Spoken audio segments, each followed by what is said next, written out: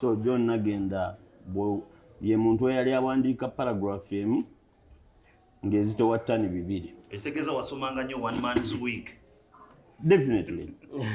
Nti eddaame lye ly'omugenzi Mulwana lyayisa bubi nnyo ow'ekitiibwa Sir Gordon Wavamunno. Kuba yali mukwano gwe nnyo. Nali nyina gatwala oliwo ne Minisita Kasayija teyatubazeemu magezi. Mbu yagalabira mu lujja nga gatuuse. Munagamu gakyaliwo.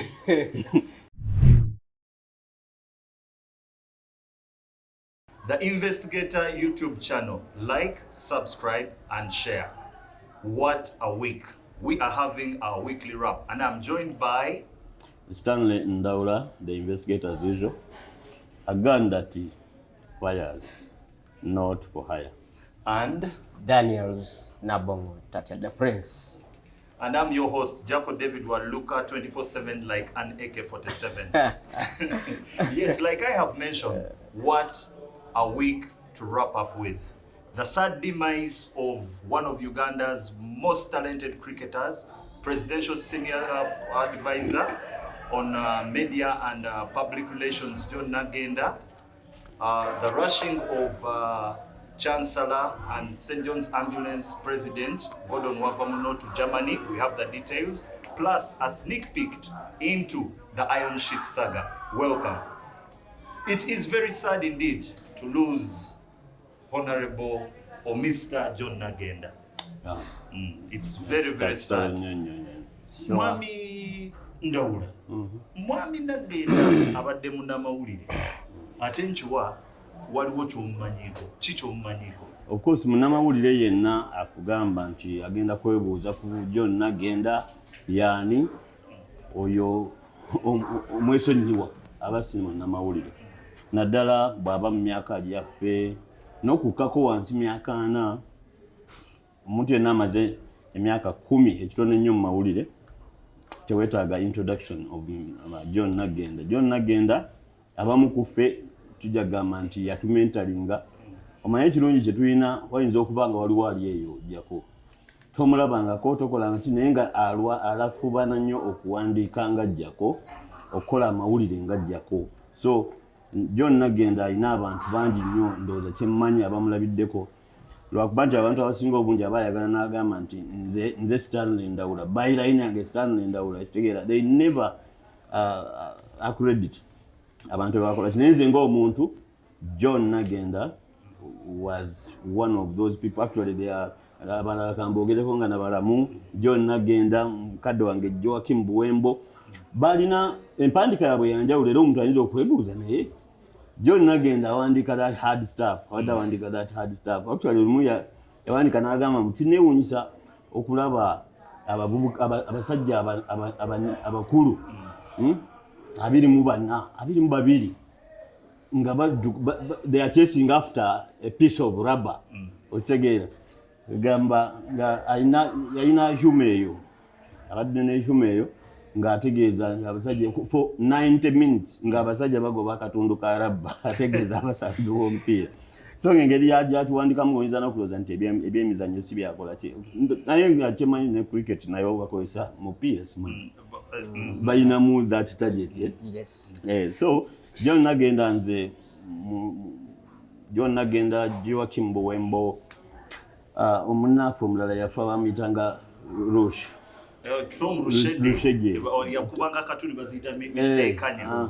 Oyo yampandiikiranga bulungi nnyo. So my writing style is a hybrid of those people. So John Nagenda ye muntu eyali awandiika paragraph emu ng'ezitowa ttani 2. Ekitegeza wasomanga nnyo one man's week. Definitely. One paragraph ng'etegeeza ki kuba ate nali nnyo close ne Patrick Kigundu naye yali columnist. It was called Friday with Patrick Kigundu nga mbeera nnyo naye because I was at one time I was his PA ng'ayingidde mu politics naye sabeera nnyo inspired by him much as ye yanyingiza ne New Vision by the Patrick ne muganda wange Edisejoba. So sabeera nnyo inspired nga ku Nagenda. So nze kulwange mba nfiiriddwa icon kitalo nnyo ekya John. Yes, kitalo ddala naye era kanzire wa Mwami Tatya. Yes, sir. Mr. John Nagenda nga bwe twogeddeko. He was a legendary cricketer. Yes. Take us through his cricket life, both for Uganda and internationally. Who is John Nagenda, the cricketer? Yes, Mkulujako, at this point, I'll first condole with the family for the loss of our brother. I'll call him a colleague. He was a journalist. But then,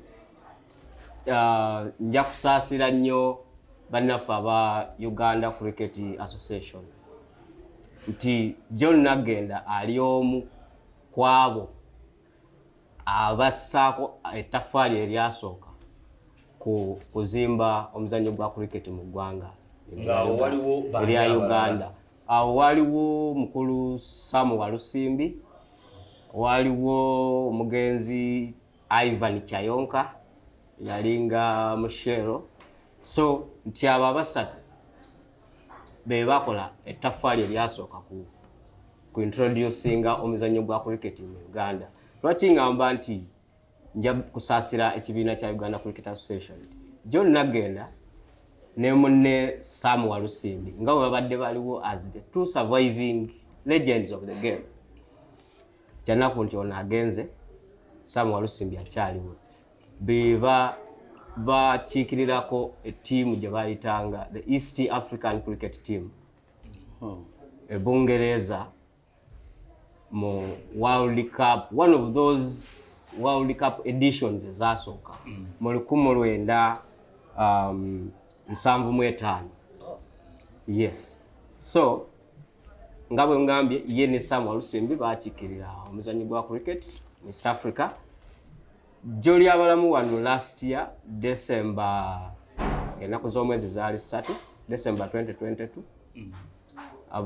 Bannaffe aba cricket basazeewo, simanyi oba baakiraba batya, bamutunulira nti atandise okunafuwa ne bamukolerayo olunaku olw'okujjukira his legendary in the game.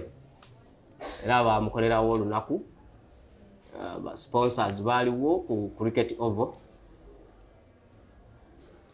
John Nagenda yali around that time nga embeera ye si nnungi. Era mutabani we yamukiikirira, ye yatwala n'ekirabo, yamukiikirira okufuna n'ekirabo kye baamuwa from the Uganda Cricket Association. Kyanaku nnyo nti olwaleero mawulire mabi atuvuddeko ku maaso. So kino kitegeeza olwo olunaku lujja kubeera nga lujjukirwa John Nagenda every other year. I think simanyi bannaffe aba Uganda Cricket bwe banakikola naye ndowooza, yes, ndowooza bajja kukolayo John Nagenda Memorial Cricket Tournament. Eri baali bagiyise batya? That was just a day to honor him ng'akyali mulamu. 3rd December. Yes, 3rd December last year. So maybe omwami John Nagenda afudde olwaleero ku ddwaliro mu Kampala Medipal.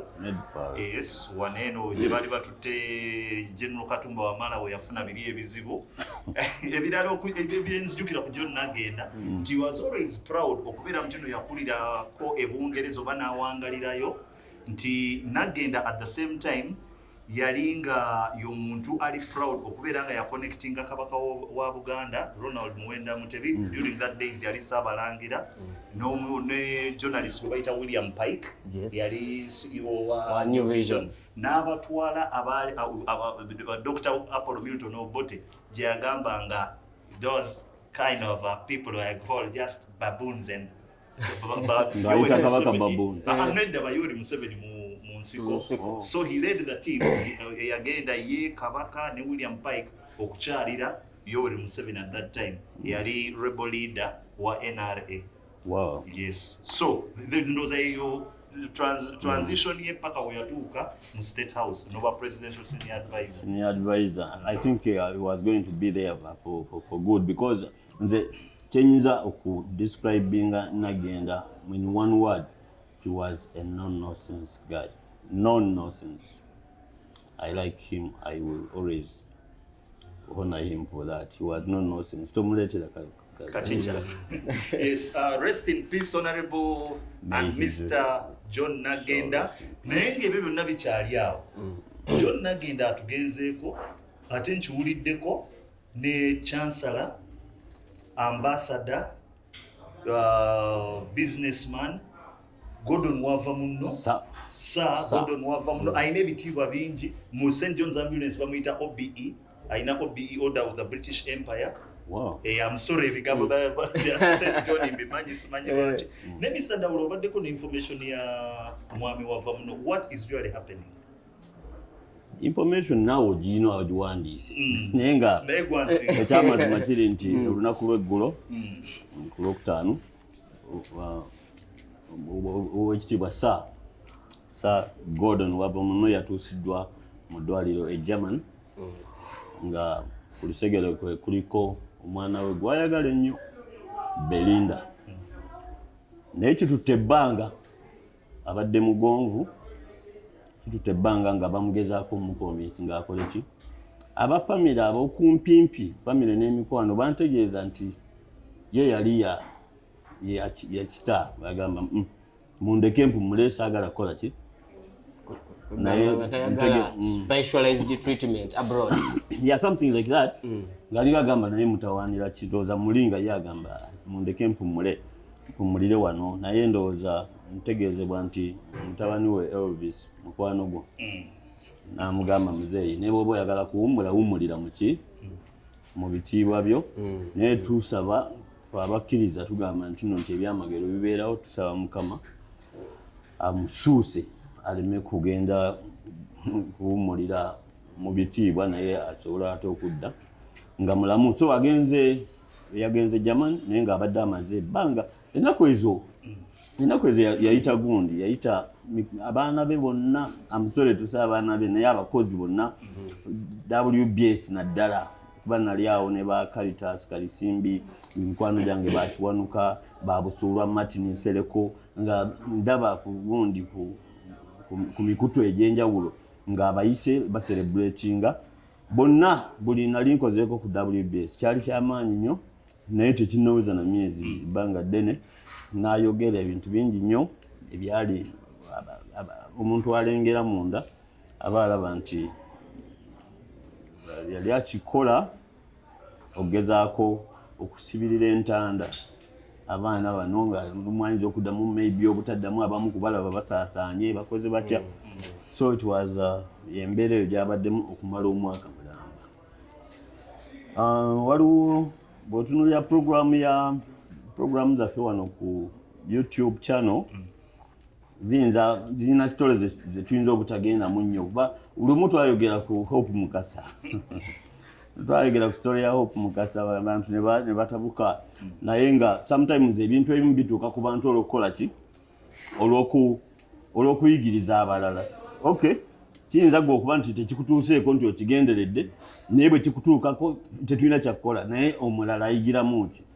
Njagala okutegeeza jako nti nga story ebimu details za kintu kino kyenjogerako mujazisanga ku lupapula lwa The Investigator Publications kweri story naye bw'otunuulira nti okuva omugenzi Mulwana lwe yafa, James Mulwana jjukira baali bamukwano nnyo fanfe obwole yafa owekitiibwa Sir Gordon Wavamunno teyaddamu kubeera na miki na mirembe beat in public beat whatever ng'ogyeko ebirala bino bye tumanye ebya business ze okuba nti no nti zakyankalanamu abantu balina abantu bamanyi okugamba oyo Godfather we gundi naye tubadde tuwulira nga n'enkolagana wakati w'aba bannannyini nsi abamu nga eri ya beat sawa naye nga waliwo ekintu eky'omunda ekyasingira ddala ogonza Sir Gordon Wavamunno okuva ku kufa kwa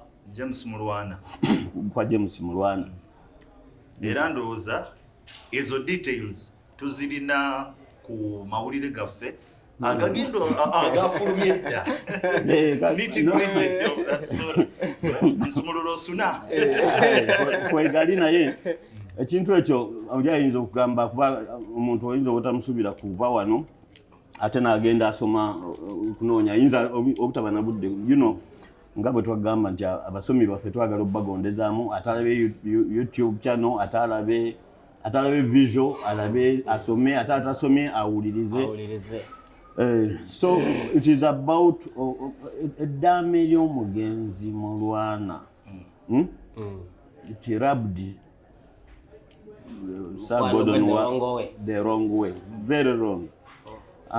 Abakimanyika abamanyi eby'omunda mukimanyi kyenjogerako nti eddaame lye ly'omugenzi Mulwana lyayisa bubi nnyo ow'ekitiibwa Sir Gordon Wavamunno. Kuba yali mukwano gwe nnyo nga bwe tunaabeera wano naawe tatya nijjako naye ogenda okugira nti ate mu ddaame lyange nga nkugambye ggwe tatya tateekebwanga awantu wonna ku kakiiko akateekateeka okukola ki okuziika kwange ebintu bwe bityo naayogeramu n'ebintu ebirala byali bikwata ku famire mpozi kyenyinza okwogerako ne bamaama nabo olumu batusaasire naye kyamukisa mubi kino nti ali mu kiseera kino ekizibu ekyokulumizibwa era ne bwe yagenze Germany omwana oyo gwe yali asingira ddala okuwulira ng'ayagala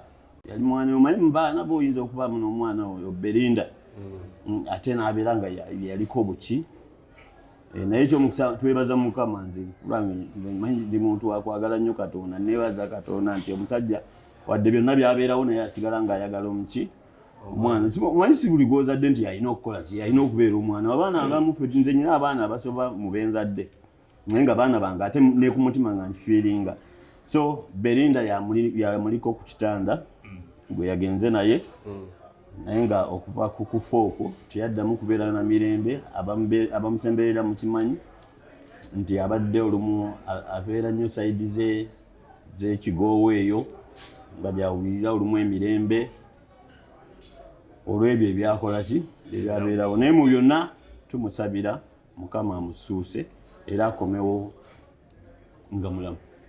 Amina. Naye waliwo akantu ke tutasobola kubuusa maaso wafuna ku mabaati bibuuze balina tatya wafuna ku mabaati siri minister ate siri mu parliament Honorable Kitutu yesawo n'agaba amabaati nga bwe yali ayagala jako waliwo abantu abadde bambuuza and by the way nze let me tell you nsaagasaaga nnyo naye bw'olabanga ensonga ngisiriikiridde manya nti nina obusungu baati agamabaati sigamba nti sibisoma oba sibiraba sisobola nagambye ejjo wano musaagala nnyo nze byabufuzi saagalira ddala muntu azanyira ku bwongo bw'abantu that is a criminal case okitegeere bagende weebeeyo munnayuganda ekizibu kye tulina mu Uganda wano bannayuganda tebamanyi ddembe lyabwe sajja bakonfesinga za amabaati nalina gatwala kalamoja bosi bantu kalamoja bosi bantu nali nyina gatwala oliwo ne minisita Kasayija teyatubazeemu magezi mbu yagalabira mu lujja nga gatuuse munagamu gakyaliwo anoonya wagagabira kigamba ne muzanyira ku bannayuganda ebintu ebyeki I'm sorry to say byekijega so ekyo ekintu kye baakola okudiverting that is abuse of office ekitegeera munnayuganda yenna asobola okuva nze era bonnanyigirize nnyo stanley birowoozeeko I would simply go to Mulwana and company advocates mbagaye munzigulirewo case in public interest mbawaabire ekitegeere mbawaabire tukole amawulire agaliyo naye kati munnamawulire nze ntandika okuddaawo mpandika embugundi yawadivertings amabaati yagambye nomukootinga ebyekisiru ebyo I can't. So that is a matter gye bataaga kukola ki naye kyomusa omulungi nti reshuffle is around the corner naye kati simanyi jjajja mwami kyagenda kukola kuba already nga ogyeko amabaati reshuffle ebadde yeetaaga abantu bangi okuyiika naye kati kyemanyi nti ali mu confusion yateeka okuba nga yazeeyo mu prep ze zitera kubeera za jjajja steady so Mr. Ndawula week wrap bwetyo bwe yagala ogenda naye story ki z'okolako zetukolako mu wiiki ejja abatulaba n'abasoma ku Investigator News website balindirire ki wiiki ejja waliwo story gye nabagambye gye tuli mu kukolako eya kirumira n'abantu bayabuwaza sigambye nti nno nti alina batta naye waliwo abafa olwa pressure za kirumira oyo gwolaba bagagga kwagalana by the way waliwo naye gundi eddaame lya BMK ya mentioninga ku bagagga kwagalana nagamba ne mudduke mubalabe mukole ki mudduke so tujja tuli mu kugitegeka waliwo story jako tate nze noonyereza ku bintu naye mbadde sirabangayo muntu waliwo omuntu bino President Museveni byakwata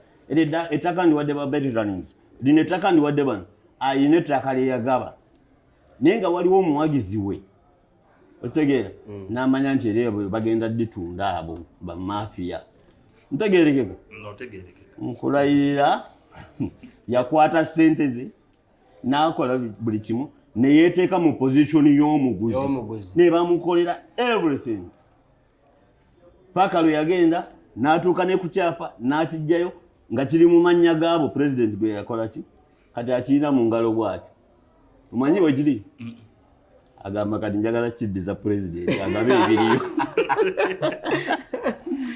amugambe katebo ettaka lyewagabira bano baali balitunda batundako erimu nembasuuzaako erimu nabasuuza lirino naligula n'ebiwandiiko byonna bibino n'ekyapa kikino naye kiri mu mannya gaabwe nga bwe wali bawa kakati mbadde nsaba nga tebannalitunda kwata ekyapa libawe balitunde luli president yali bawa teliriiko na kyapa so eyo story egenda kunyumira nnyo kubanga ngezaako neŋŋamba ono muntu wangiri ki muntu wangeri yakyayinza okukola ekintu kino naye bwe nagezezaako nenoonyereza nnyo mukyala naye akyagaanye okumpa audience naye ne bw'anaatagimpe I know I've already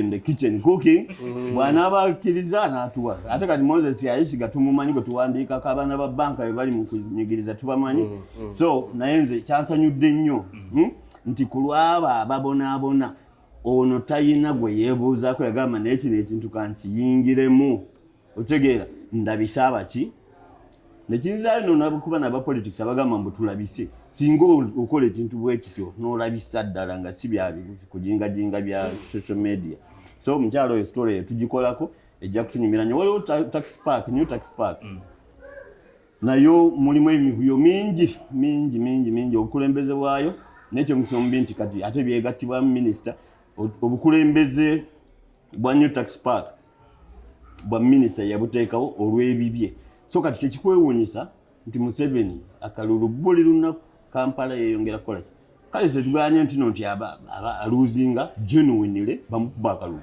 okitegeera ne waliwo okukuba naawe n'osanyalala kati ebintu ebyo bebimuleetera obuki kuba kati otunuulira ssente z'emyoga mu new tax park alo byonna tugenda bitaganjula programu eno amanya gondi platform eno tugenda kubanga twogeramu nnyo ebintu ebinyiiza abantu naye ng'ate byetaagisa okukola ki kubanga ffe omulimu gwaffe kutegeeza public our bosses court of public opinion bwe birikyuka ne bwe bitakyuka kuba nzijukira wano bitawe tulwanyisa poliisi ebintu byakyuka tukyaliwo so maybe abantu babe nga bakimanyi omanyi kirungi nnyo okubeera n'omulabe ng'omumanyi